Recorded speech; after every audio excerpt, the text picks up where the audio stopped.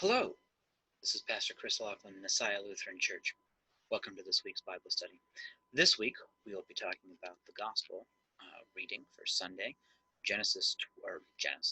Matthew 22, in which Jesus tells a parable of the wedding banquet, parable of the great wedding banquet. Now this also shows up in the Gospel of Luke, I think the 14th chapter, but I wouldn't swear to it.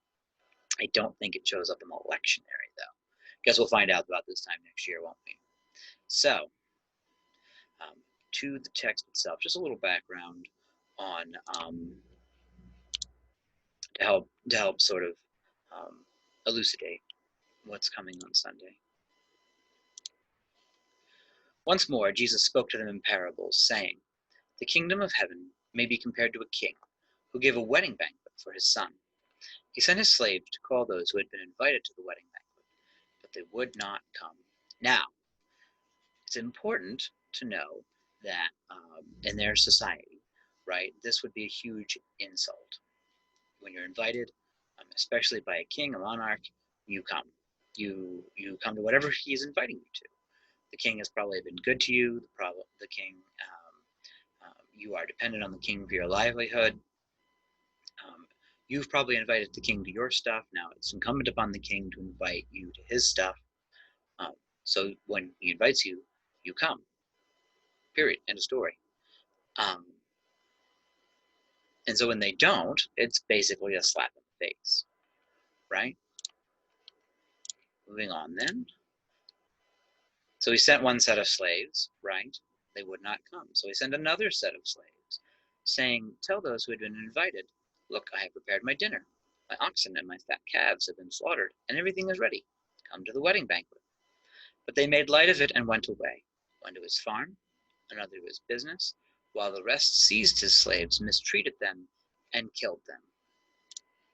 Well, that got violent fast, didn't it? This parable just went from kind of absurd to really blankety blank strange. This just wouldn't happen, right? The king sends another set of slaves. The king's gracious initially, right? Sends another set of slaves and says, "Hey, look, this is going to be a really awesome party. Come hang out. Have food. I will feed you well." Remember, this is not just I'm not just going to show up, poke around for an hour or two, be polite and say goodbye. Wedding banquets take several days, as they should. You travel a great distance, you eat a lot of food, drink a lot of wine. This is also the context, remember, of John 2, where Jesus shows up at the wedding in Cana of Galilee. So he sends another set of slaves, being gracious, tells them how awesome the party's going to be. But they made light of it and went away, one to his farm, another to his business. So some just ignored the slaves again, while the rest seized the slaves, mistreated them, and killed them. You've heard the expression "don't kill the messenger." Yeah, this is just got violent and weird, like super weird. Why kill the slaves? Just send them back. Well, of course, the king's not going to take very kindly to having his slaves killed. So the king was enraged. He sent his troops, destroyed those murderers, and burned their city. That's just that. Like, we've gone from really weird to what? Like, in the middle of his son's wedding banquet, he's going to send troops and destroy those murderers and burn their whole city down. Now, obviously, there's something else going on here, right? Similar to parables that we've heard from Jesus, this is Jesus saying the kingdom was given to some, they misused it, right? In the parable of the vineyard.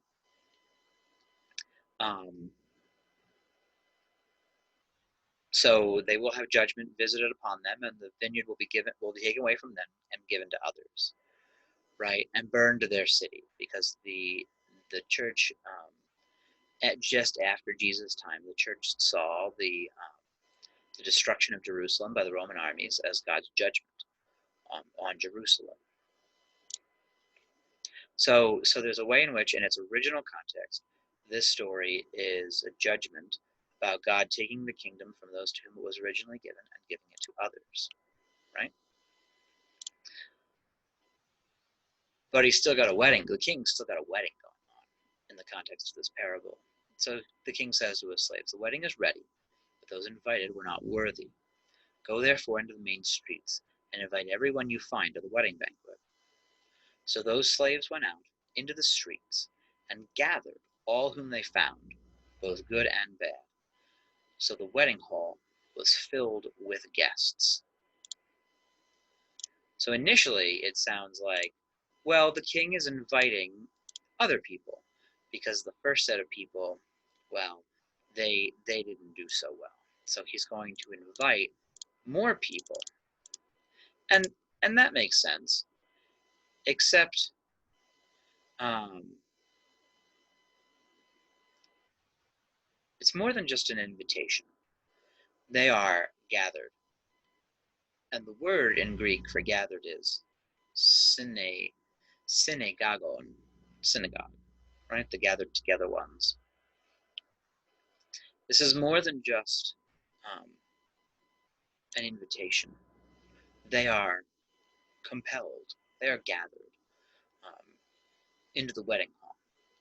Now, this must have been really interesting.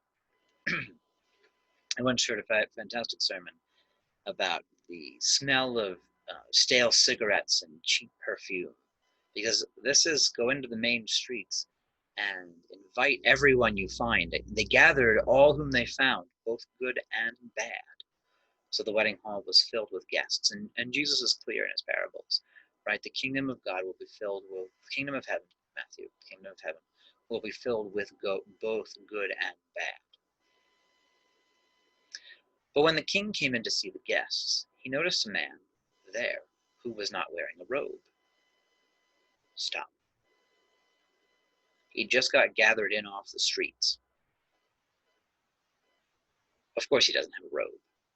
At the same time, everyone else seems to. They were also just gathered in off the streets. Now, there's a couple of possibilities, and Augustine suggested 1,500 years ago that they must have been provided with these robes on their way into the banquet hall. And this guy therefore must have taken his off in spite or in sullenness or just insolence. Um, that is a possibility. That's not in the text. Either way, everyone else seems to have a robe, even though they were all gathered in off the streets too, and this guy didn't. So he is different in a way that he shouldn't be. So the king said to this man, "Friend, how did you get in here without a wedding robe?" Now this isn't friend like, oh my friend. This is more like a hey buddy, similar to the words that the landowner used with the sullen day laborers a couple of weeks ago in that parable.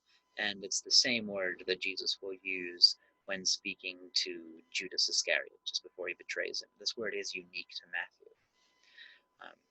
Less of a friend, Philos, and more of a hey buddy, much less um,